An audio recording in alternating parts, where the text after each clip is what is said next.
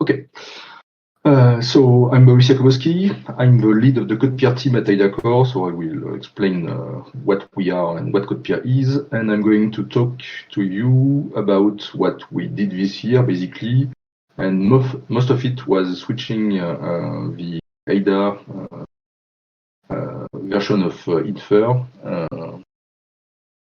from buffer overrun to Pulse. So I will explain why we did this and what are the results, plus a few other things.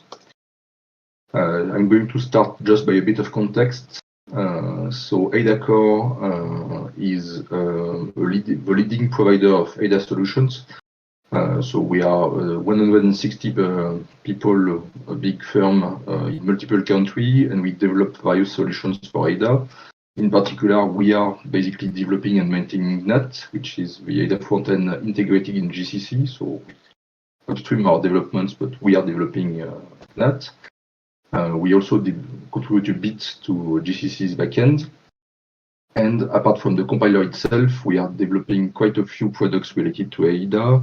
So we are developing dynamic analysis tools, including for test and for fuzzing. We are developing an IDE, a native one, and under VS Code. We are developing Spark, which is a very powerful language on top of AIDA, and NatProve, which is a deductive efficient tool in order to prove Spark programs. And my own team is a 7-person team, which is developing a static analyzer called CodePeer.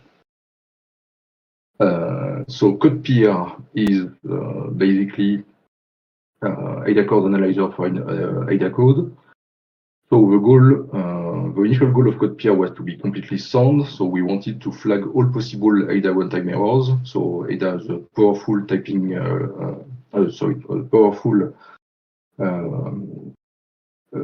dynamic checking systems where a lot of constructs are going to raise an error at execution when something bad occurs. It's not undefined behavior, it's raising an exception, but we want to detect them statically. So this is what CodePeer does. So we are detecting runtime errors, and we are doing a bit more. In particular, we are detecting things such as race conditions, initialization errors that do not lead to runtime errors, things like this. So at level 4, CodePeer is completely sound, but we are also interested in something with fewer false positives, so you can tune the number of messages that CodePeer is going to emit and its precision overall, and there are various levels from 0 to 4. So only level 4 is sound at this stage. So the original CodePeer engine, which is still very much part of CodePeer, is very powerful. So expression and L values are represented in a very symbolic form, which is almost like in deductive verification. The analysis is modular, so functions are analyzed in isolation, and when you analyze a color, you are going to use the summary of the collie. And CodePeer is able to infer pre and post conditions, so in that sense, it's very similar to Infer. It predates Infer significantly, but there are a lot of similarities in the regard of modular analysis. The big drawback of this part of the analysis is that it's very hard to extend, and we are interested in adding new kind of verifications, which is why we try to look at something else. So why Infer? So as I just said, there was a general desire for new analysis, typically security related. We would like to be able to check for the CWEs that are in the top 5 of the most critical ones. This is a strong requirement for, in particular, our US customers. And we also want a strong focus on very low false positive rates, because our experience is that with the original CodePeer, this, even at level 1, we are emitting a lot of messages, and customers don't take the time to analyze them all. So we would like something else. Also, as I mentioned, the original CodePeer was modular, so we have experience with modular analysis. And so when we decided to start using another analyzer, Infer was a very good match.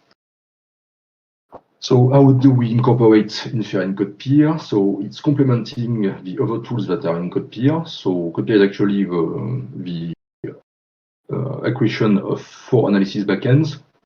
So by decreasing order of expressivity, but I think it would be more correct to say complexity of the analysis. So you have the original engine, which we call the inspector. Then we have infer. Then we have GNAT-checked that was originally written, so it's written by us. It was originally meant to check coding rules, but the new version of GNAT-check is actually able to have quite involved rules that do interprocedural analysis. And then the last one are GNAT warnings, which are basically the warnings emitted by GNAT. So the way customers typically use CodePeer is to analyze all their code using a combination of the different backends that they choose right now, and then they have different tools to silence the false positive messages. At this stage of their use of CodePeer, and it will be important for the next part of the talk, we are not using what Mita is proposing as a workflow, which is to do two analyses, and we are just analyzing the patch. Our customers are more interested in analyzing the entire source code, so that's what we provide right now, but we are interested in providing patch analysis later. And then the results of CodePeer are browsed typically in NetStudio or in another IDE, but NetStudio is the most featureful IDE that we have, and I will do a demo at the end of this talk. So first, I'm going to explain why we started using buffer overrun. So we started that in 2019, which is at the very beginning of our use of infer. So what was the reason for this? Initially, basically, we wanted to replicate the analysis that were available in Inspector, and buffer overrun was very similar in terms of the parameters of the thing that it was able to analyze. So that was a very good candidate for us, and I've listed the analysis that we had in buffer overrun. So I'm going to go back on them a bit later, so I won't go into big details, but as you can see, so you have null pointer checks, standard things such as array index checks, numerical verifications about integer ranges. I'm getting a JavaScript error from Discord, so I'm not sure I'm still live. Am I? Okay, unclear.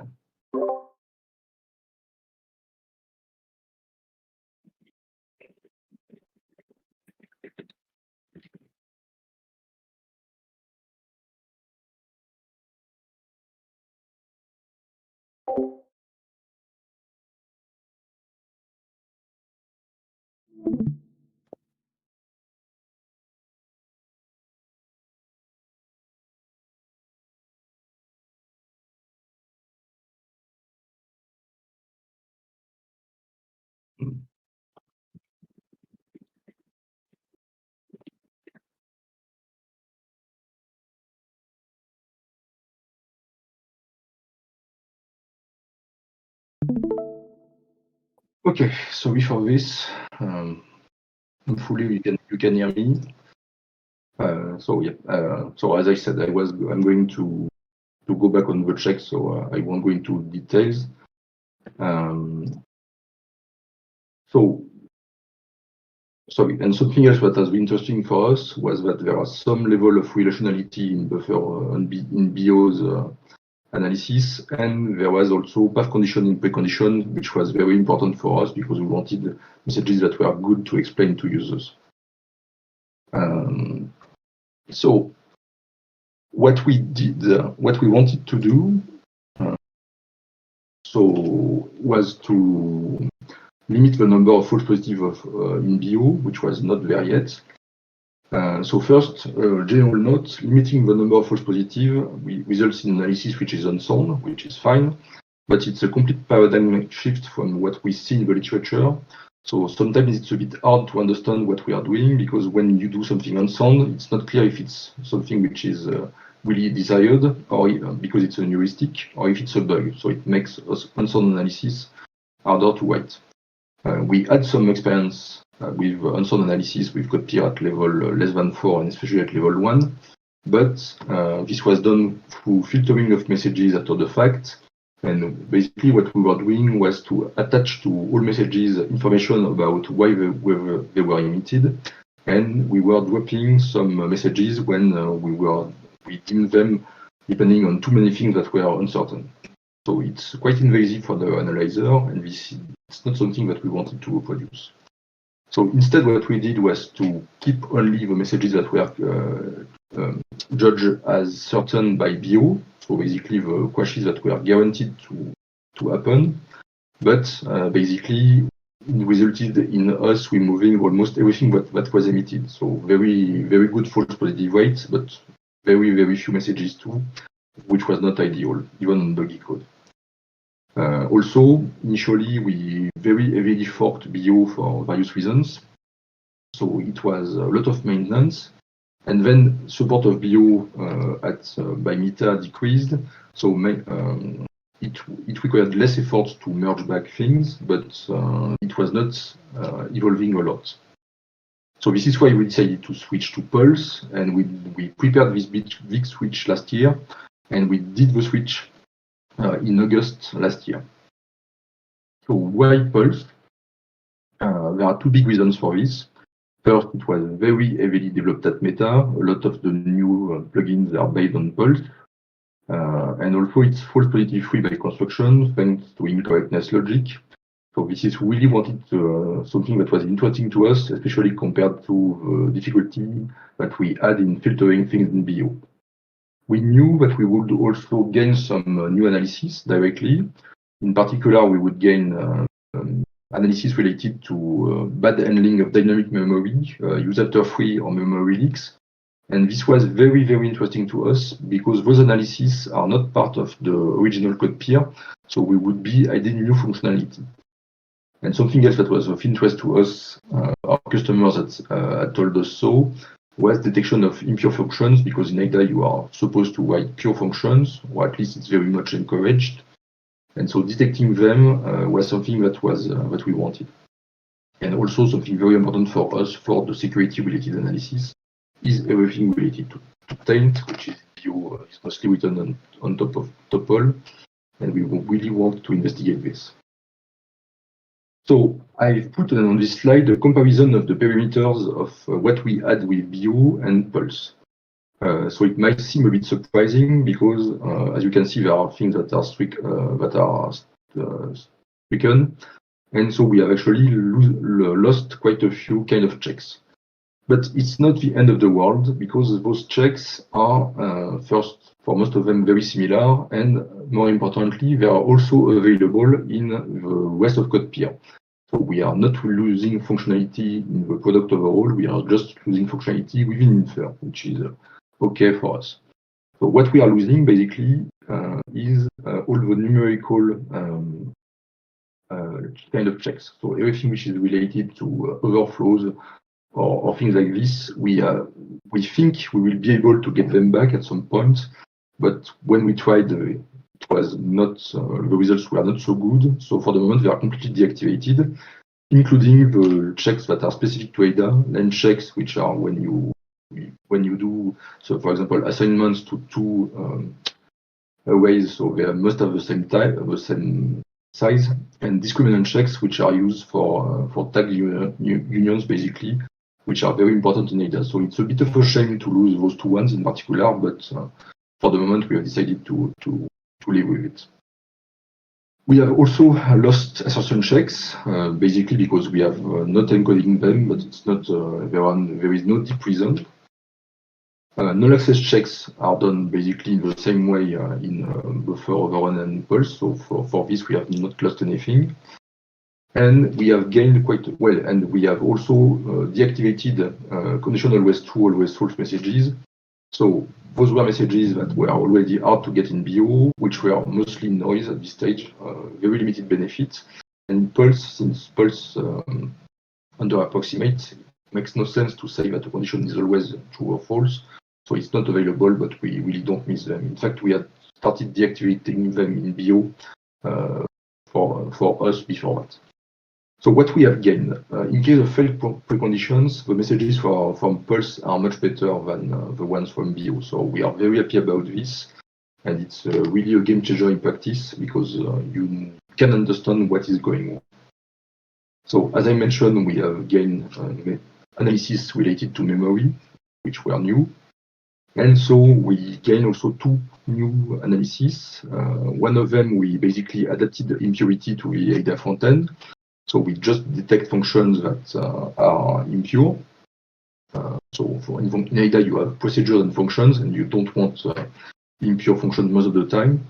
And the second thing that we did was to a sub-analysis which detects functions that are impure functions that are called in a conditional after a short circuit operator, because whether or not the function is going to be called will depend on what happened at the beginning of the evaluation, and some of our customers really don't want that. So this was relatively easy to implement. We struggled a bit, but it's a nice improvement which we did this year. Something that we had to do to switch to Pulse was to adapt our front end. So one thing which is very important in AIDA is that you have nested functions, and those are used very extensively. So I've put an example on the right. So you have a procedure P, which takes an integer x as argument, and then you have a second function which I called addX, which is nested within the P.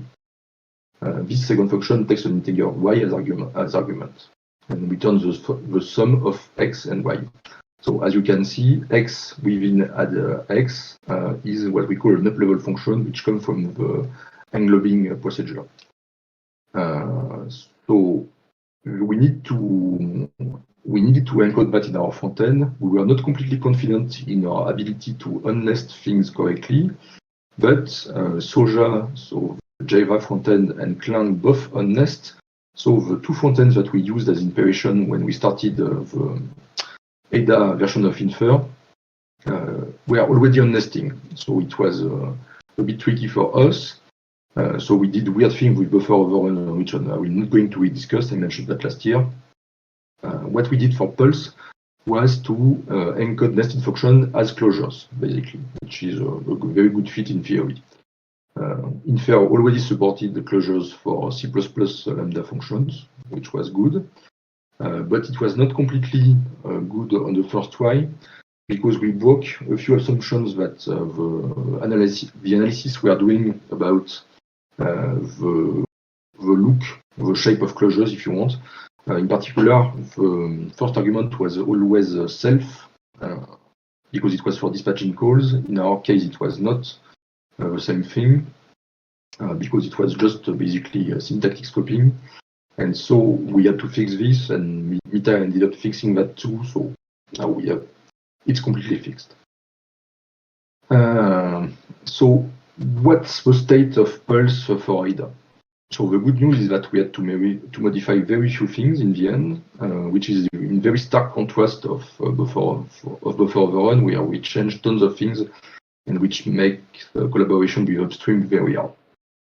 What we had to add was models for some AIDA constructs, in particular for the copy of aggregates, which copying of aggregates has to copy things recursively.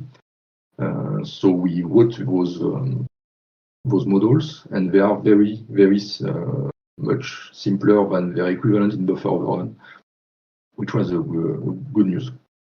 We also wrote models for allocation and deallocation. Overall, we encountered a very limited number of bugs. So we detect bugs basically because we see false positives. So I will come back to this in the conclusion. And so we fix the bugs. So either there were bugs in the front end because the seal was untyped, ill-typed, I mean, hence my previous question, or bugs directly in Pulse that we attempted to fix, but in the end it was mostly Mita fixing them for fixing them. So there are still a few open questions. One thing that we are looking at right now is that in AIDAs you have basically dispatching assignments which are not done using a copy constructor. So you can, when you assign an object to another, you're going to copy everything, and we want to be able to model this in a precise way. So basically, when you see the assignment but you know nothing about the type of the object, so you will do something for the fields that are present in all the versions of the object. But when you learn that, for example, in the color, the object is actually of a specific type, you want to back-learn that you add more fields. And this is a bit hard to do in Pulse, so we have been looking at adding a copy effect attribute that is a bit similar to what happens for the effects of on calls. So this is work in progress. Something that I wanted to mention too, so we have been tracking Pulse evolutions. We try to merge very often, so we managed to merge very often in 2022, and then we, as you may remember, we merged in August, and then in 2023 things got a bit more complicated because we were busy with things that were not related to Infer. So in the end, I think we merged something like 4 times. Something that I wanted to mention is that since Pulse is very much heavily developed, merging is not completely trivial.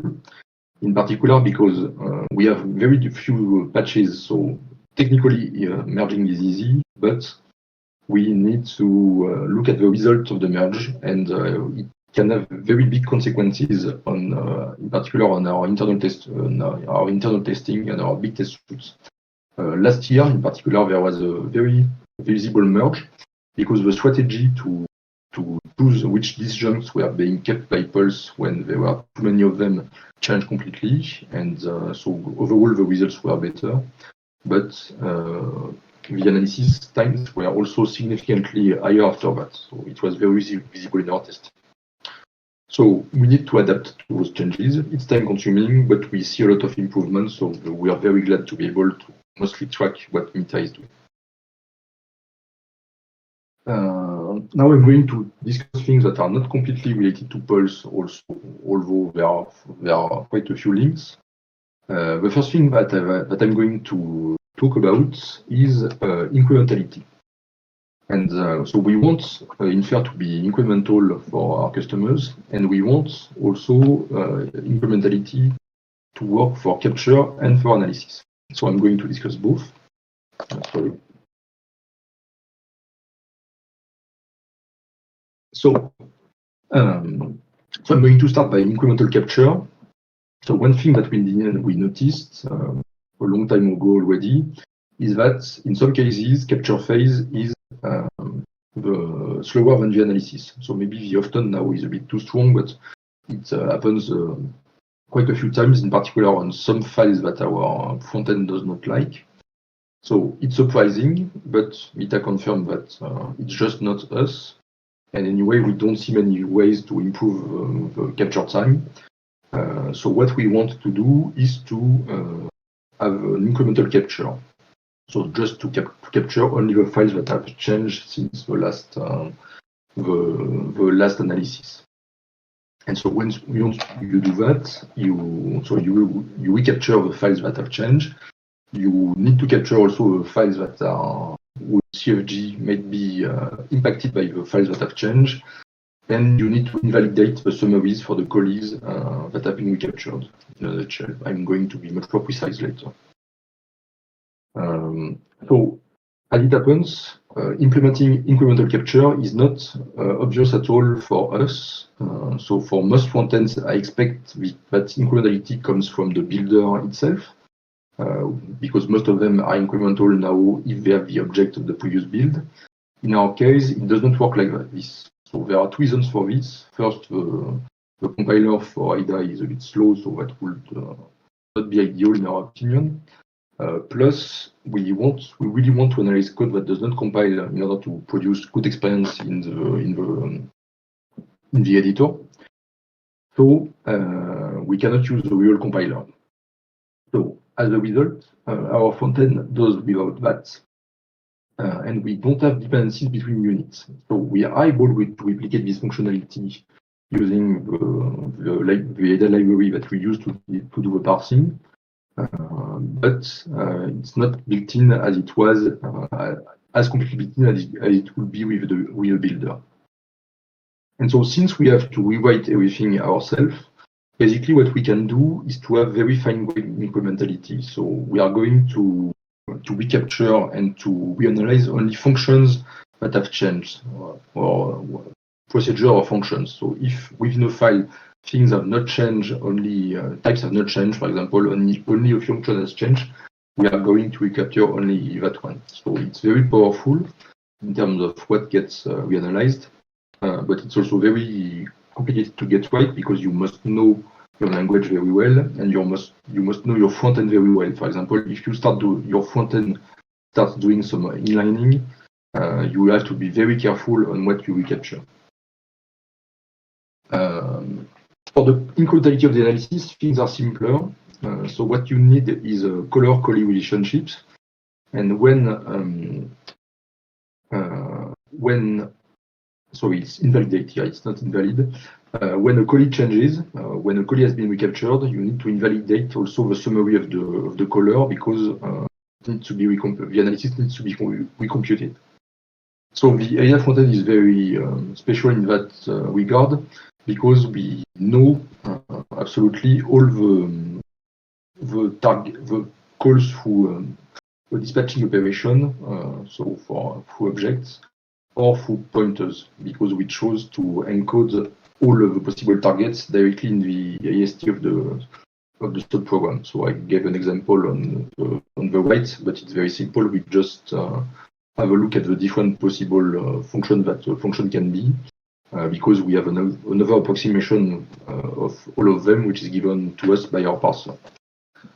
So we started changing that back because now that Pulse is able to specialize some calls, it was less useful. So we only do that right now for dispatching. We don't do that anymore for calls through pointers. But as long as we have not gotten rid of the specialization for objects, we have to keep a lot of the logic. And so, when I started discussing the slide, I said that we needed a color-collie relationship. So before it was completely static, so it was easy. Now we have something which is dynamic, but in parallel, Mita is working on recording this color-collie relationship within the on-demand module.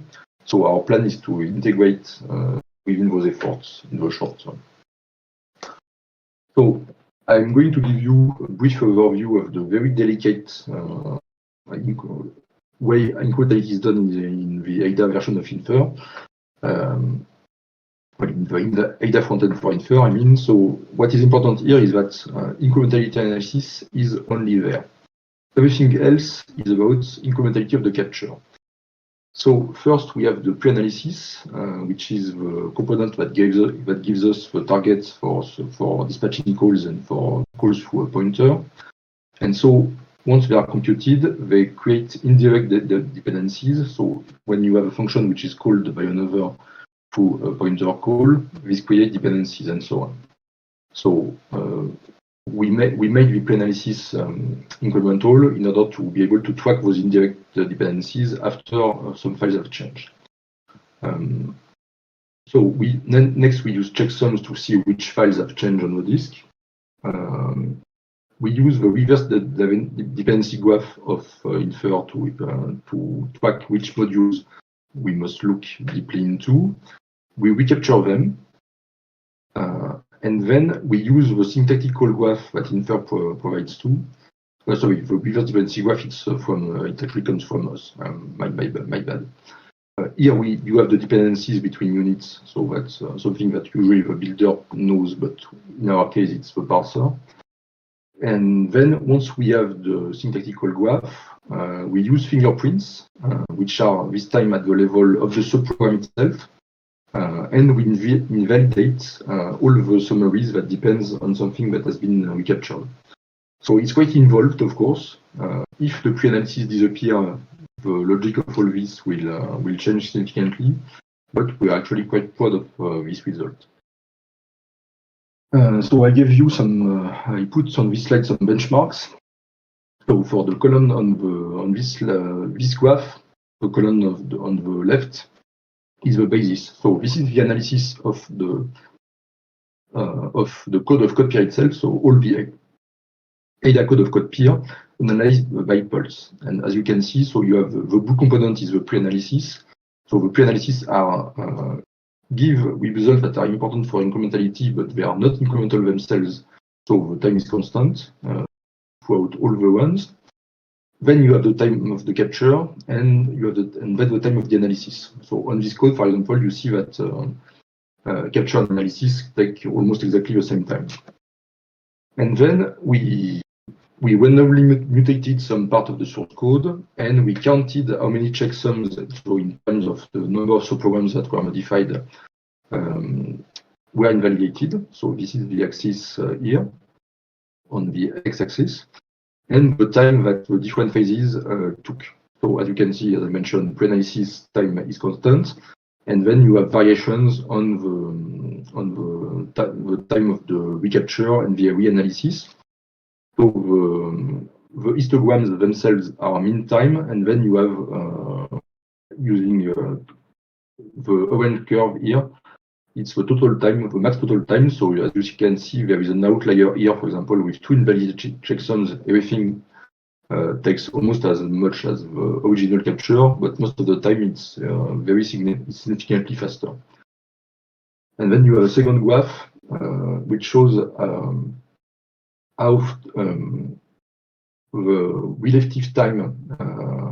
So here it means that basically we took 1% of the time, even a bit more than the original analysis.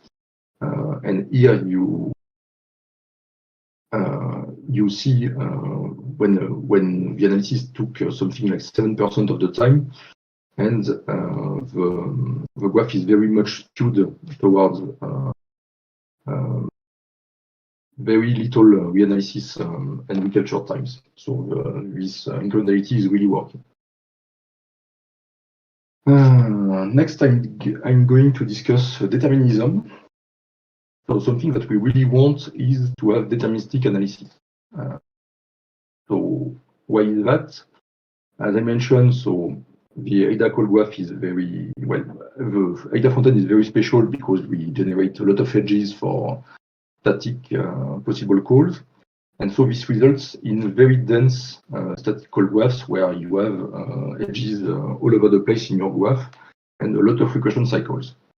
So the result of this is that in general, inference analysis is, well, let's say pulse analysis is not deterministic because the main cause that we have seen for this is the handling of recursive cycles.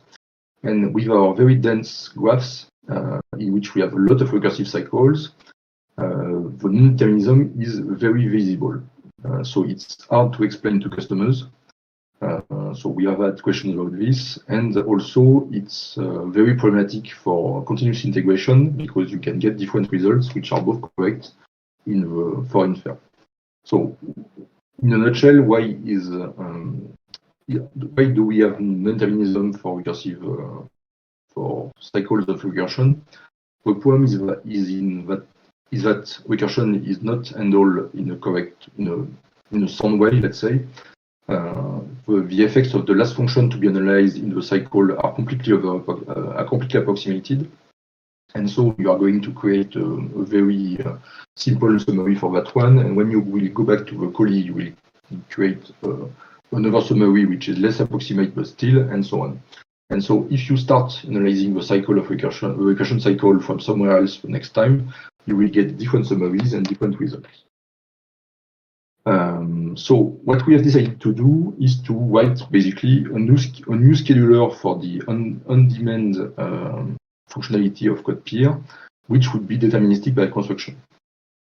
And so what we do is to decompose the call graph into strongly connected components, and we make sure that for one strongly connected component, we always start analyzing it through the same head and in the same order.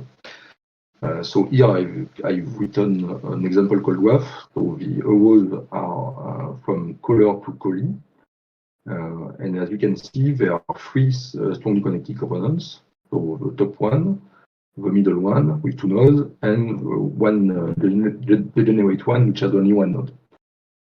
And I've put in orange the nodes for which the analysis could determine that they start the strong connectivity component. It's completely arbitrary, of course, but it's the way that on-demand would do them. And so we schedule one component per process, per sub-process, starting from the one which have the least dependencies. So we would start from SCC3, and then we would schedule SCC2 on another process, and SCC1 on yet another one. And so if, for example, so SCC, the process for the first component is going to start by the top node, then we'll go to the second node. I hope that you can see my mouse.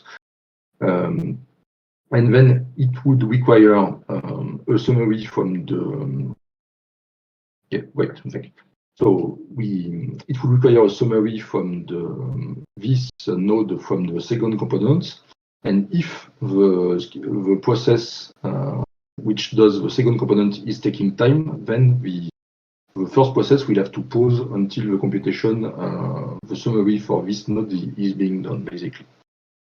So it's very different from the other scheduler that we used for Infer, which was Restart, which would have taken the decision of basically starting the analysis of this node itself. So here we really want one process to do the analysis in order to always analyze things in the same order and to have the same consistent summaries from one to another. The difficulty with this is that Pulse is now using specialization, so it's able to ask for the reanalysis of a function once some arguments are known. For example, function pointer passes arguments. So it's very good because Pulse is gaining in terms of precision, but it's also very bad because it completely breaks the assumption that we had, which was that the Ada frontend perfectly knows the static call graph. So if you look at this example, so I've just added one edge here, and now we have only basically one SCC for all the nodes at the top, so the graph has completely changed compared to the previous one. But since it's a dynamic edge, we don't know it, and so we would have to redo our partitioning live or something like this, so it completely breaks our schedule. So the decision that we have taken in this case is that we detect that this edge goes from one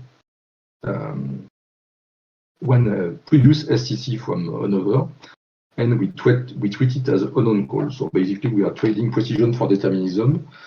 We are sure that there are more intelligent ways to address things, but it was the best we could do to hotfix our component scheduler during the modifications that occurred in Pulse since the last workshop, basically. So this was the difficulty with under-approximation, because our static call graph is an under-approximation, but our static call graph in some cases is also another approximation.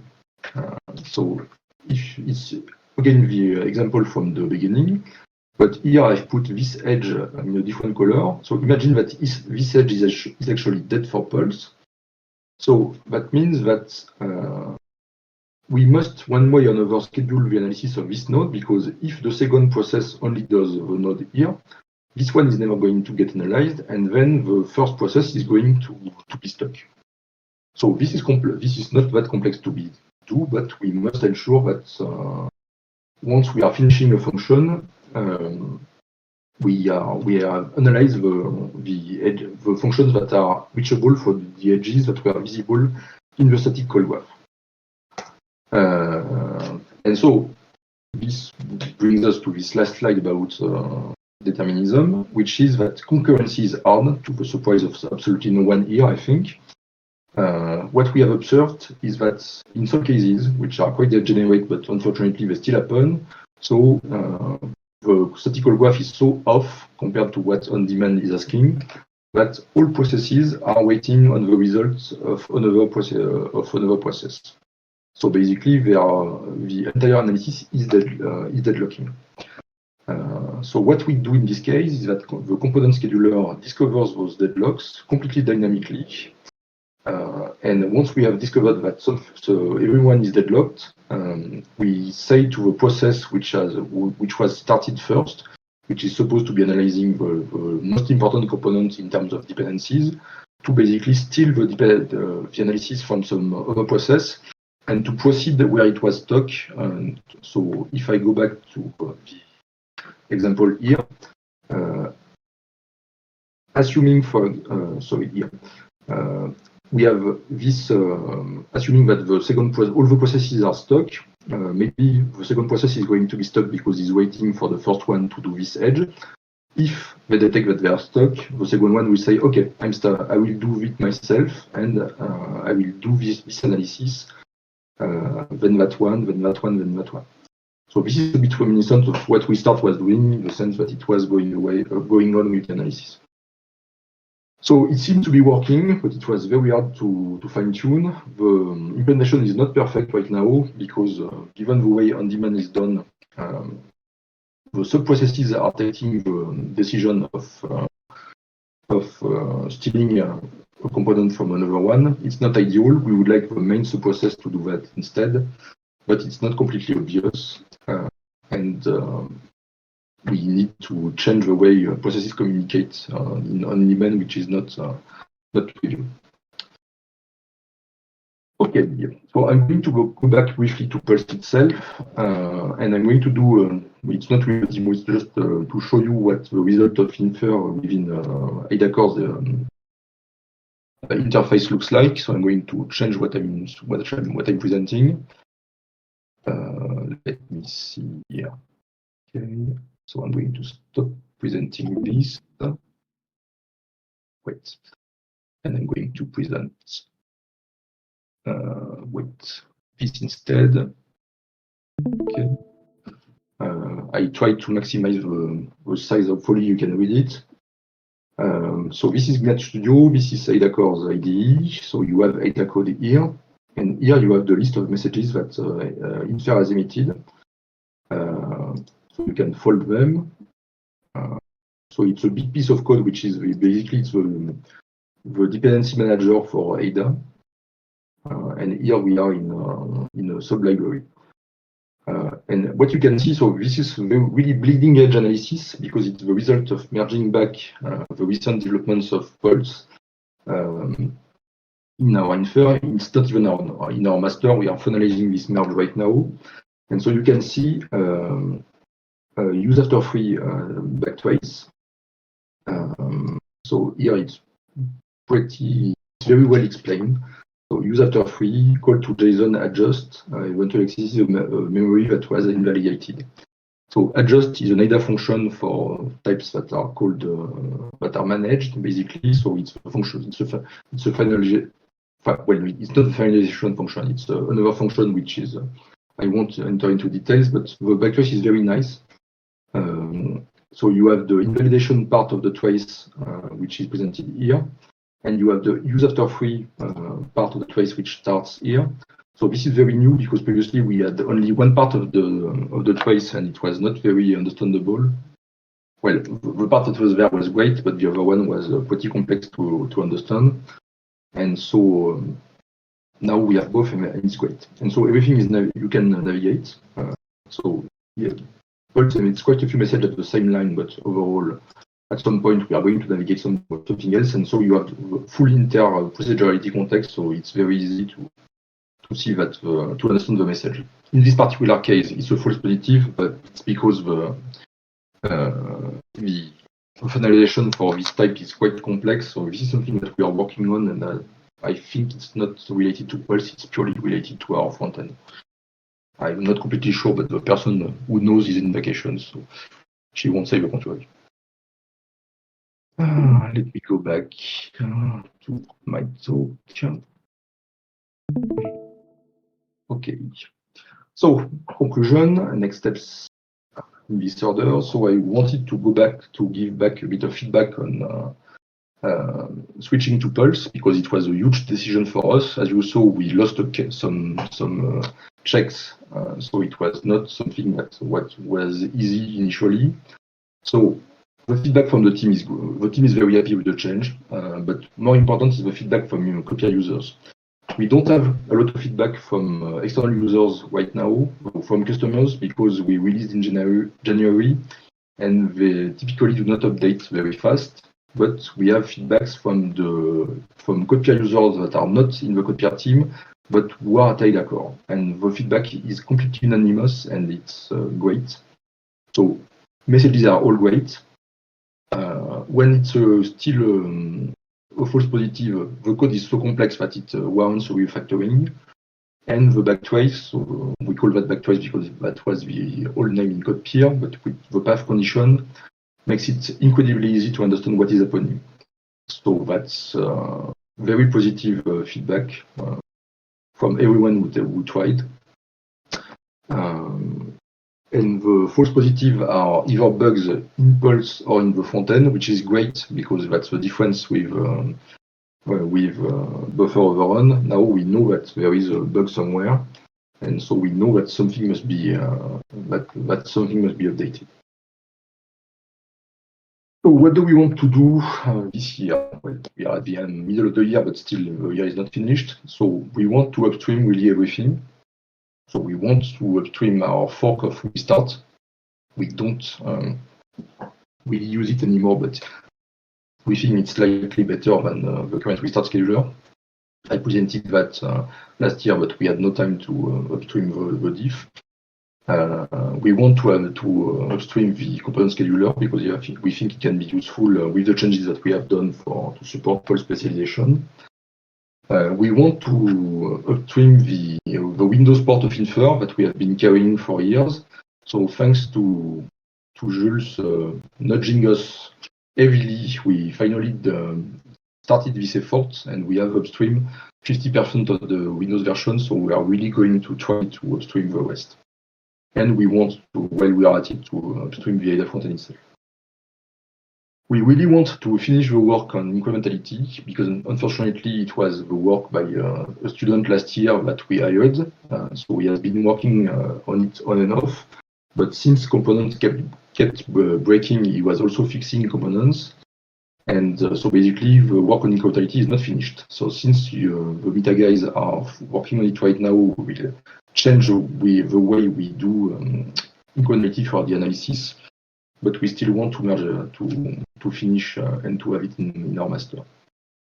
And finally, we want to increase the kind of checks that we do. So looking at data analysis and at Topol in particular to cover more security analysis, and we want to enable the numeric checks that we have lost while switching from buffer overrun, typically for out-of-bound accesses to inner ways. And that's it.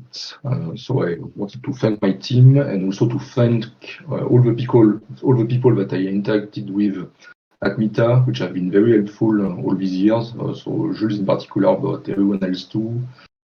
So thanks guys for the help and for delivering Stellar Analyzer. And I'm done now.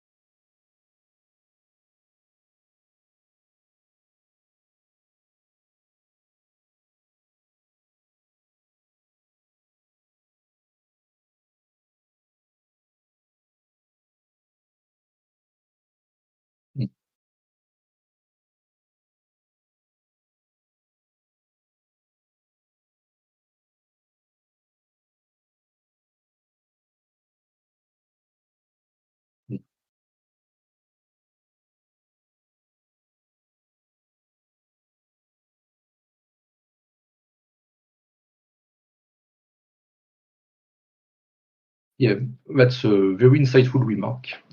So we thought that the statistical graph that we generated was already another approximation, and when it broke, we were in a hurry, so we never quite took the time to understand why it was not. So which edges were new, which we should have done. But you're right, we can use an even more naive call graph, static call graph, on which we could use component initially. That's a very good point. Yeah. Yeah, very interesting.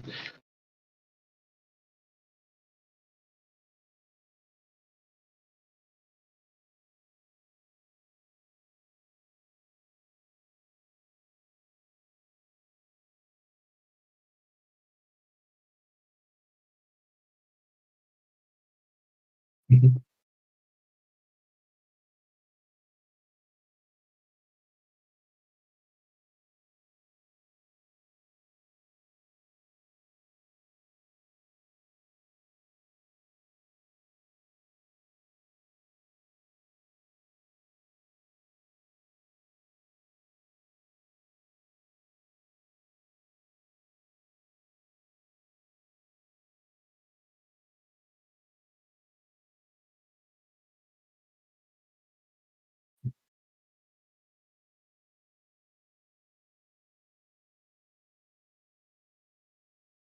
Mm.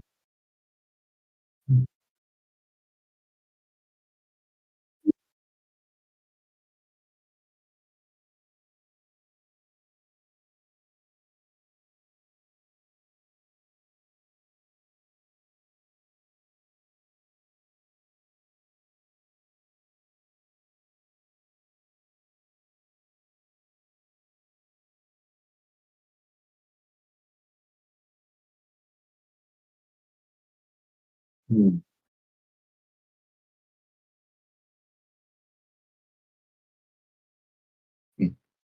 Okay.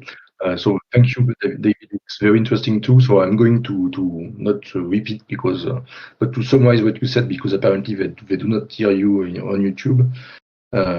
So basically, David was saying his second remark that um, it's possible for us we could try encoding our closures using objects because it's giving good results for the Java front end, and the analysis would be ready for this. And the first remark was about the fact that there is a static approximation of the call graph, which is supposed to be complete for stepwise, which is based on types, and that's why I said that it was a surprise to us that ours was not another approximation. Thanks a lot, David.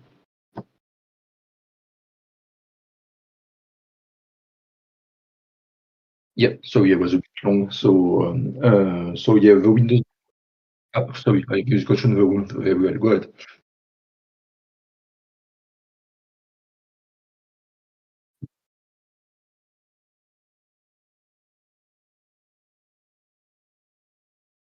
Mm.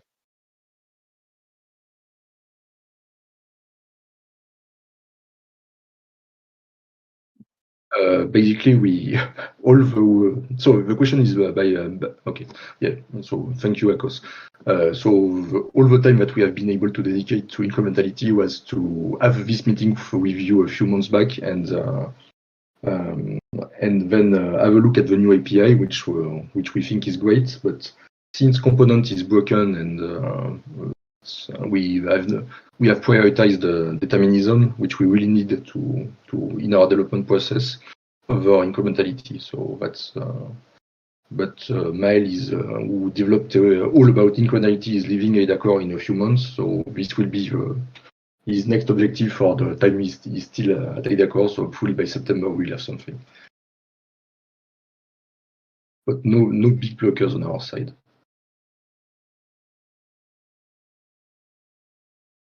Yeah, I was going to address the Windows port. So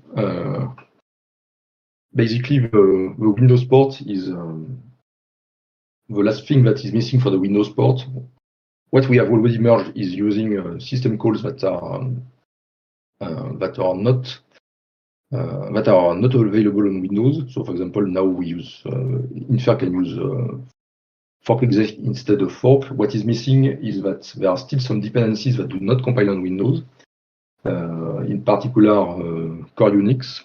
So we have decided with Jules that we would rewrite the code of Infer that depend on core Unix to depend on the Unix labels library of Camel, which is basically portable between Windows and Linux. So we have partly been doing that recently while we were merging the latest developments for other reasons. So fingers crossed, it should go fast this time.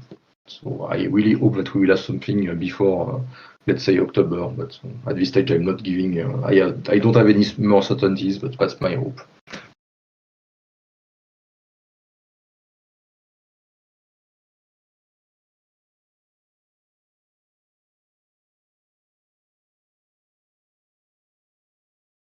Thanks, everyone.